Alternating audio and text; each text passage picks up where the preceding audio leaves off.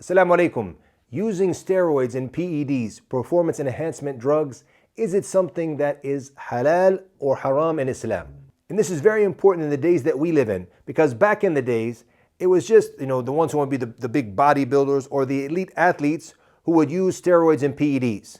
But nowadays, when you look at the influencers on YouTube and Instagram, the ones who are jacked, the natties as they say, and the reality is once you get into this world of working out, and it's something I realized when I started to get back into shape, and I'm training martial arts, I'm working out. Once you start to study and you start to be in that field, you realize that the people who are jacked like this, the ones we're seeing online, most of them who claim to be natty, they're not. So we have our youth, when they want to get to that level, they realize there's no way I can get to that level. So it's not about being the massive bodybuilder only. No, even the ones who are cut and jacked, you'll see most of them are using some type of PED. In fact, I believe that most elite athletes are using PEDs. It's not just about mass and size, it's about strength and speed as well. Tennis players used it. Lance Armstrong, the cyclist, he used it. And PEDs is what takes a great athlete to make him an elite athlete. And this is what our youth is realizing, that if I want to get to that level, if I want to be cut and jacked like the people I'm seeing online, that just a good diet and working all the time, it's not going to get you that level. Even if you are someone who is genetically gifted, if you want to get to the high level, you're going to have to use something. So it's something that's serious for us as Muslims to know, is it halal for us to use these PEDs or is it something that is haram? And before I mention the ruling, I want to make two things clear.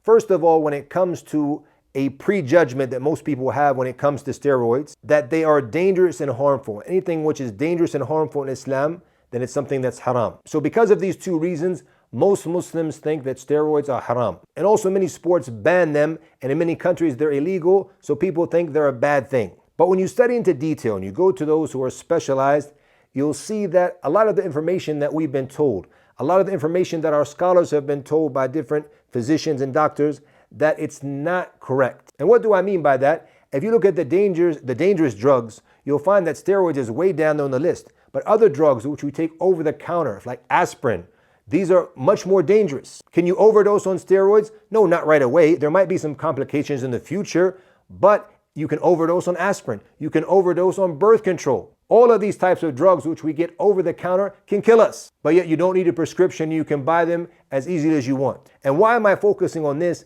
Because to make something haram in Islam, it needs to be something that's clear cut. Smoking, for example. Yes, smoking, the harms that are definitely going to come from smoking is one of the reasons why the scholars said it's haram. So therefore, when you look in detail, and it's not as dangerous as they make it out to be. So to say it's haram, I personally don't believe it's haram.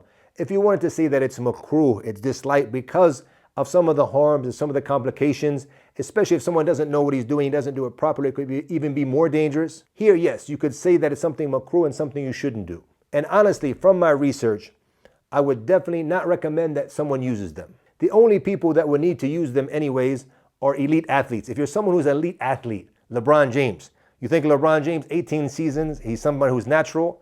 I don't think it's possible. Yes, he's a genetic freak, but I don't think it's possible to be at that level. He spends $1.5 million on his body, just on diet and working out. Come on, let's be real.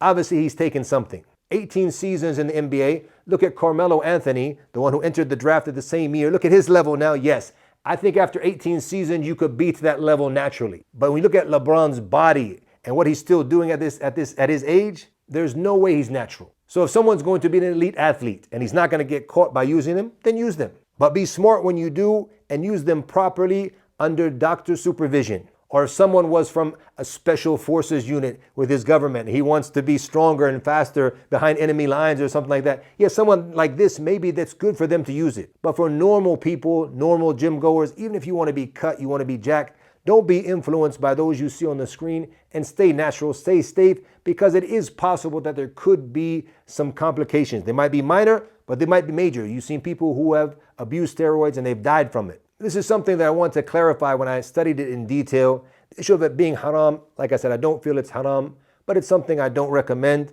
unless you fall under the categories I mentioned earlier, and most of us are never going to fall under that, so it's better we stay away. There's other things, once you start to age, TRT and things like that, that's a different story, inshallah. There's no problem with using that. That could be beneficial, and Allah knows best. Allahu a'lam wa sallallahu wa sallam wa barak ala nabiyyina Muhammad wa jazakumullahu khairan.